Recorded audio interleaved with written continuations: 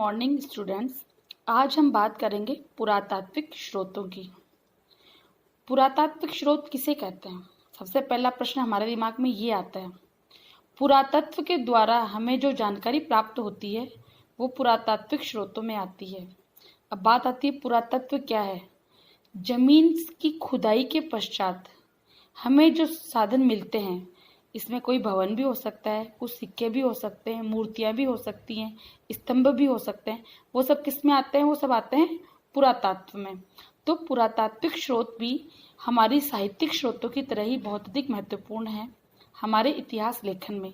इतिहास लेखन पुरातात्विक स्रोत और साहित्यिक स्रोत दोनों के समन्वय से ही बनता है।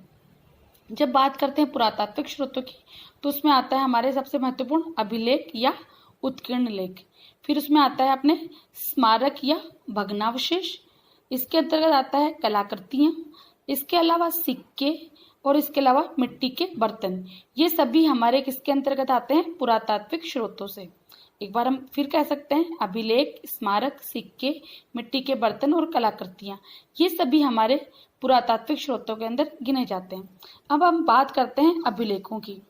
अभिलेख क्या होते हैं? अभिलेख का मतलब है कि कोई भी लेख जो किसी भी सतह पर खुदा हो। सतह की खुदाई के हिसाब से वो अलग अलग नामों से जाना जाता है। जैसे पहला स्तंभ लेख, नाम से ही स्पष्ट है कि ये स्तंभ पर लिखा हुआ होता है। दूसरा है शिलालेख, अर्थात ये बड़ी बड़ी पत्थर की शिलाओं पर लिखे होते हैं। तीसरा है गुहालेख, अर्थात गुफाओं में मिलते हैं। चौथा है ताम्रपत्र और पांचवा है पात्रलेख या किसी भी बर्तन पर लिखा हुआ लेख। ये सारे क्या कहलाते हैं? अभिलेख। अभिलेख के प्रकारों में ही ये सारी चीजें आती है। अब हम इन अभिलेखों से महत्वपूर्ण जानकारी प्राप्त कर सकते हैं। कोई भी प्राचीन काल में जो कोई भी शासक हुआ, विभिन्न सामंत हुए या अन्य कोई धनी व्यक्ति, अपनी उनकी कोई विजय होती थी या फिर उन्होंने कोई महत्वपूर्ण कार्य किया होता था या किसी धार्मिक उपलक्ष्य में वो क्या करते थे? वो अभिलेख खुदवाते थे। और इन्हीं अभिलेखों से हमें बहुत अधिक मात्रा में बाद के कालों की जानकारी प्राप्त होती है। इस अभिलेखों से समकालीन भारत की राजनीतिक, सामाजिक, आर्थिक, धार्मिक आदि महत्वपूर्ण जानकारी हमें प्राप्त होती है। जैसे कलिंग नरेश खारवेल का हाथी गुम्फा अभिलेख, समुद्रगुप्त का प्रयाग प्रशस्ति, रुद्रदमन का जूनागढ़ अभिलेख। इन सभी अभिलेखों से हमें उन शासकों के बारे में अत्यंत महत्वपूर्ण जानकारी प्राप्त होती है जो हमें साहित्य से मिल नहीं पाती है। इन अभिलेखों से हमें उस समय के शासकों के नाम, उनकी वंशावली, उनके तिथिक्रम, उनके समय की महत्वपूर्ण घटनाएं आदि की हमें जानकारी प्राप्त होती है।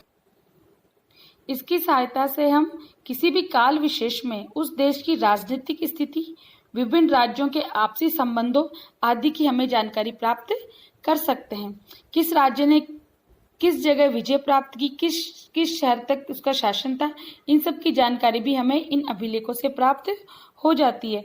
जैसे पुष्यमित्र शुंग का अयोध्या अभिलेख, खारवेल का हाथी गुम्फा अभिलेख, रुद्रदमन का जूनागढ़ अभिलेख, दशरथ के नागार्जुनी गुहालेख, सातवाहनों के नासिक नानाघाट और कारले के लेख आदि जो महत्वपूर्ण है वो इतिहास की दृष्टि से भी अनेक उल्लेखनीय हैं।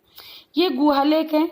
इनमें दक्षिण के गुहालेखों में हमें शक, सातवाहन संघर्ष एवं दक्षिण भारत की तात्कालीन राजनीतिक, सामाजिक, आर्थिक, धार्मिक स्थिति का भी हमें पता चलता है। ये इन गुहालेखों में हमें जैसे किसी शिलाओं पे अंकित हैं, उनकी लिपि में पढ़ ली गई है, उससे हम जानकारी प्राप्त कर सकते हैं। जैसे सिंधु घाटी सभ्यता में मेरी लिपि पढ़ी नहीं गई है, तो वह भी हमारे लिए बहुत अधिक दुर्भाग्यपूर्ण है।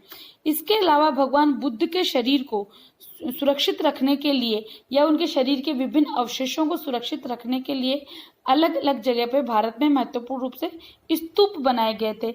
इन स्तूपों में जैसे सांची स्तूप, भरहुत का स्तूप, अमरावती स्तूप आदि स्तूपों के तोरणों और वेष्टनियों पर अनेक लेख अंकित हैं। और इन लेखों से उस काल के प्राचीन जो नरेश हैं, उनका बौद्ध धर्म के प्रति कितना उनमें धर्म की पालना की इच्छा थी या किन लोगों ने उसको संरक्षण दिया आदि की जानकारी भी हमें इससे प्राप्त होती है। और ये भी पता चलता है कि किस किस क्षेत्र में बौद्ध धर्म फैला, इसकी जानकारी भी हमें उन लेखों से प्राप्त हो जाती है। भारतीय नहीं अपितु भारत के बाहर के प्रदेशों में भी बहुत सारे अभिलेख मिले हैं जिनसे भी हमने भारतीय इतिहास को जानने में मदद की है। इसमें है एशिया माइनर में बोगजकोई नामक स्थान से प्राप्त अभिलेख, मिस्र में एल अमरना नामक स्थान से प्राप्त अभिलेख, इसके साथ ही पारसी पोलिस और नक्शे रुस्तम से प्राप्त ईरान के हकमानी सम्राटों के अभिलेख भी विशेष उल्लेखनीय है। इसके बाद अभिलेखों के बाद बात आती है कलाकृतियों की। अभिलेखों के साथ साथ विभिन्न कालों की जो कलाकृतियां हमें खुदाई से प्राप्त हुई है उससे भी हमें इस काल के इतिहास की महत्वपूर्ण जानकारी प्राप्त होती है। इनमें है मुहरे, मूर्तियां, स्तंभ, भित्ति चित्र, मंदिर, खिलौने, आभूषण।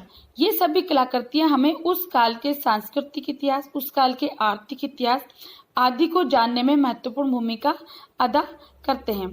जैसे सिंधु घाटी के विभिन्न क्षेत्रों में इस प्रकार की अनेक कलाकृतियां मिली है।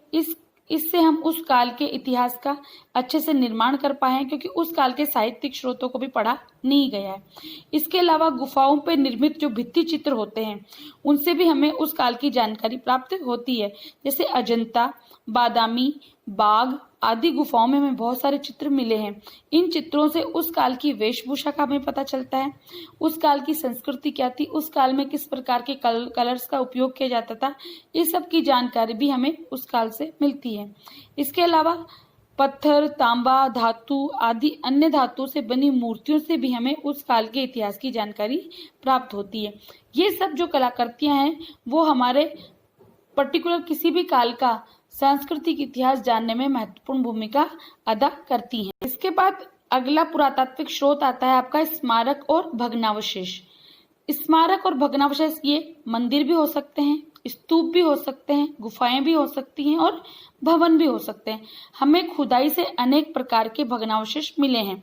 जैसे हम बात करते हैं सिंधु घाटी सभ्यता के भग्नावशेषों की, तो हमें देखा है कि एक विशाल स्नानागार हमें मिला है, हमें बहुत सारे आटे पीसने की चक्कियां मिली है, हल जोतने के साधन मिले। इससे पता चलता है कि उस काल में किस किस तरह का जीवन रहा होगा।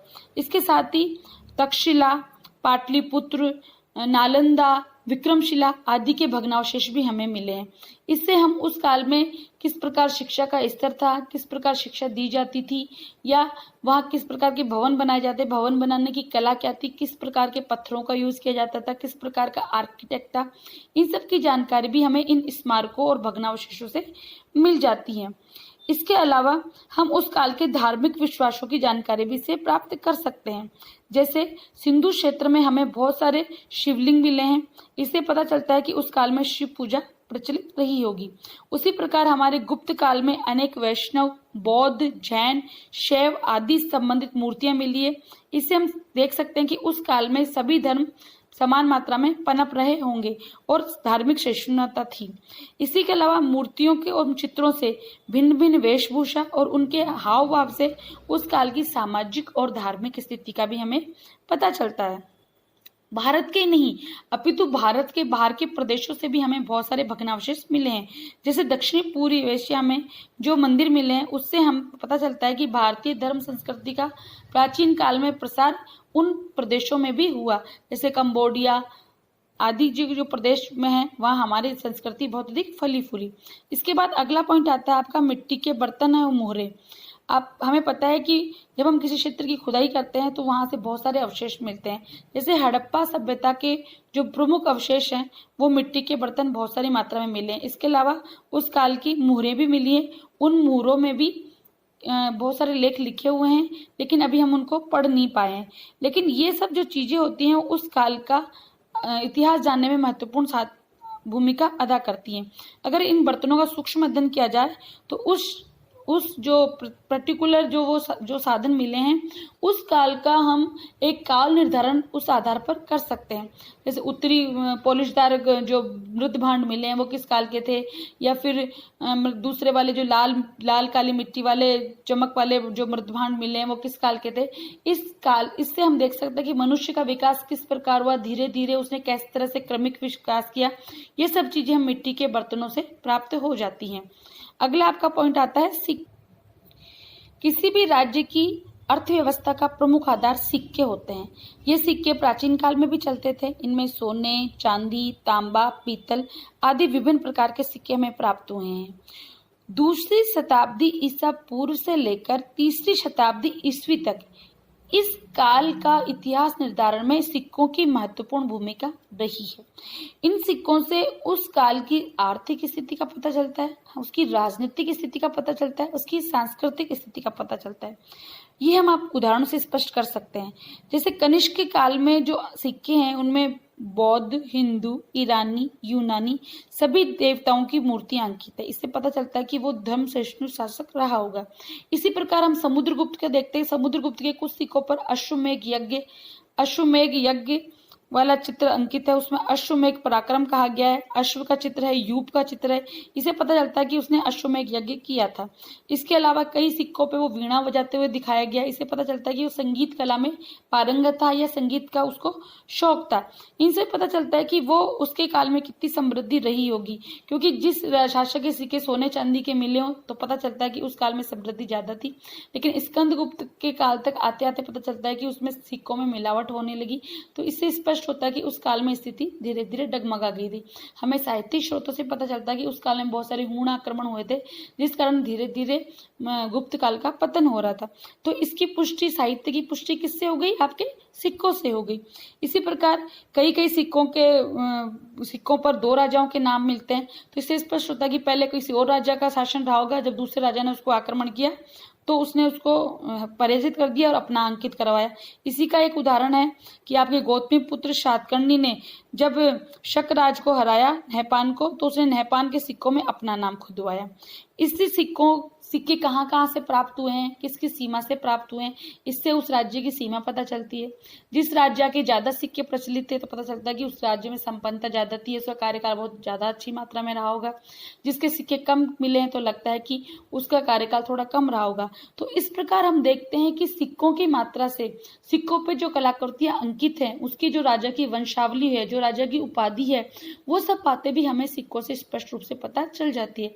तो हम देखते हैं कि पुरातात्विक स्रोतों में सिक्कों का भी अपना महत्वपूर्ण स्थान है। तो हम स्पष्ट रूप से अंततः ये कह सकते हैं कि जिस प्रकार हमारे इतिहास में साहित्यिक स्रोत बहुत अधिक इंपॉर्टेंट है, वहीं पुरातात्विक स्रोत भी अपनी महत्वपूर्ण भूमिका अदा करते हैं, खासकर वहां जहां प्राचीन कालीन साहित्य पढ़ा नहीं जा सका है।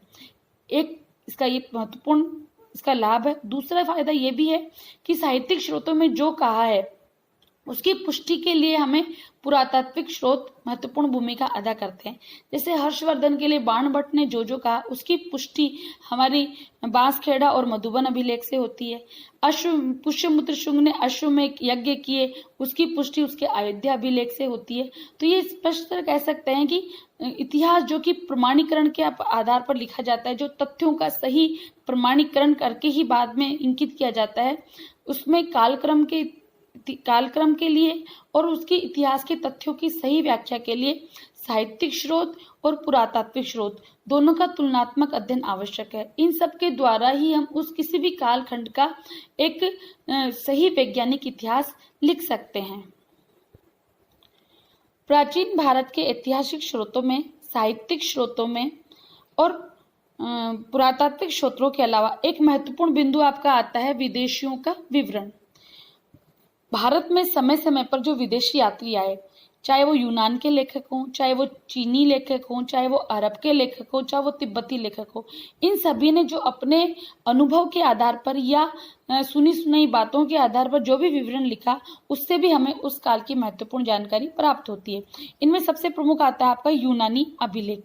जो यूनानी लेखक थे उन्होंने भी भारत के बारे में बहुत सारी बातें कही है। भारत में जो यूनानी लेखक हुए या भारत के बारे में जिन जिन यूनानी लेखकों ने लिखा हुआ, इसको हम काल दृष्टि के आधार पर 3 भागों में डिवाइड करते हैं। पहला, सिकंदर के पूर्व काल के, जो सिकंदर से पहले यहाँ आए या यहाँ के लोगों से अनुभव करके उन्होंने जो कुछ लिखा। इसके बाद आता है सिकंदर के समकालीन, जो सिकंदर के साथ यहाँ आए। और तीसरा आता है सिकंदर के पश्चात, जो यहाँ आए। इनमें जो सिकंदर के पूर्व के जो इतिहासकार या लेखक हुए हैं, उनमें है स्काइलेक्स, हेरोडोटस, हिकेटियस मिलेटस और क्रिटेशियस। ये सभी महत्वपूर्ण लेखक हुए हैं। इन्होंने अपने अपने अनेक लेख लिखे हैं। उन लेखों में उन्होंने भारत के बारे में अनेक महत्वपूर्ण जानकारियां दी हैं। खासकर उसमें भारत की उत्तरी पश्चिमी प्रदेशों में जो सिंधु घाटी सभ्यता का यह स्थल था या उत्तरी पश्चिमी सीमा प्रांत था, उसके बारे में महत्वपूर्ण जानकारी दी गई है। इसके बाद आता है आपका सिकंदर के समकालीन, इसमें नियार्कस, एरिस्टोबुलस, ओनेस, साइक्रिटस। इसके बाद आपके आते हैं सिकंदर के पश्चात, उसके बाद के मेगास्थनीज, डायमेकस, स्ट्रेबो, प्लिनी, एरियन, पेट्रोक्लिस। इन लोगों ने बहुत अधिक महत्वपूर्ण ग्रंथ लिखे हैं और इसमें न केवल भारत में सिकंदर के आक्रमण के बारे में जानकारी दी गई है, अपितु भारत में सिकंदर के आक्रमण के समय यहाँ की परिस्थितियां कैसी थी, यहाँ की जलवायु कैसी थी, यहाँ का खान पान कैसा था, यहाँ के राजा किस प्रकार शासन करते थे, इस बात की जानकारी भी इन लेखों के वर्णनों में आती है। इसमें मेगास्थनीज आपका सबसे महत्वपूर्ण रहा है। जो मेगास्थनीज जो चंद्रगुप्त मौर्य के दरबार में सेल्यूकस का राजदूत था, ये भारत में बहुत अधिक दिन रहा और उसने इंडिका नामक ग्रंथ लिखा। इस इंडिका में अनेक उद्धरण दिए गए भारतीय इतिहास के, और बाद के जो लेखक हुए हैं इन्होंने इसके आधार पर ही अपने अपने विवरण दिए हैं। तो हम देखते हैं कि जो यूनानी जो लेखक हुए हैं भारतीय इतिहास निर्माण में महत्वपूर्ण भूमिका अदा करते हैं। इसके बाद अगले आते हैं आपके चीनी लेखक। चीन से भारत का जो संबंध है वो प्राचीन काल से ही महत्वपूर्ण रहा है। भारत से बौद्ध धर्म चीन, जापान आदि देशों में फैला। जब वहां बौद्ध धर्म का प्रसार हुआ तो वहां से काफी लोग भारत में बौद्ध धर्म स्थलों का अध्ययन करने, देखने के लिए, बौद्ध धर्म का ज्ञान ग्रहण करने के लिए या बुद्ध तीर्थ स्थलों का दर्शन करने के लिए आए। उनमें सबसे प्रमुख है सुमीचीन। इन्होंने भी भारत में प्रथम शताब्दी ईसा पूर्व के आधार पर एक महत्वपूर्ण लेख लिखा। इसने भी भारत के संबंध में बहुत सारी बातें कही। दूसरा आता है फाइयान। ये चंद्रगुप्त द्वितीय के काल में भारत आया और बहुत अधिक सालों तक भारत में रहा, लगभग 15 वर्ष तक, और इसने भी भारत में बहुत प्रदेशों की यात्राएं की और अपने अनुभव के आधार पर इसने बहुत सारे बातें लिखी। और इन बातों में चूंकि वो उसे प्रत्यक्षदर्शी के रूप में बात कही गई थी, लेकिन तो ये बहुत अधिक महत्वपूर्ण है उस काल के इतिहास में। यद्यपि उसने ज्यादा इंगित बौद्ध धर्म के बारे में किया, लेकिन बौद्ध धर्म के अलावा भी उस काल के अंदर जो सांस्कृतिक इतिहास भारत में पनप रहा था, जो सामाजिक इतिहास था, जो समाज जैसा था, उसके बारे में महत्वपूर्ण जानकारी प्राप्त होती है। तीसरा आपका आता है हैनसांग। ये हर्षवर्धन के काल में आए। इन्होंने भी भारत में बहुत अधिक यात्राएं की और अपना महत्वपूर्ण यात्रा विवरण इन्होंने लिखा। इसके बाद आता है आपका हुइली।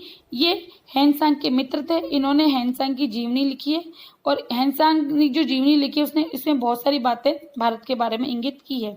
इसके बाद अपना जो अंतिम चीनी यात्री था वो इत्सिंग था। वो 7वीं शताब्दी में भारत में आया। ये नालंदा और विक्रमशिला विश्वविद्यालय में बहुत दिनों तक इन्होंने यहाँ अध्ययन किया और अपने यात्रा वृत्तांत को, अपने अनुभवों को इसने लिखा।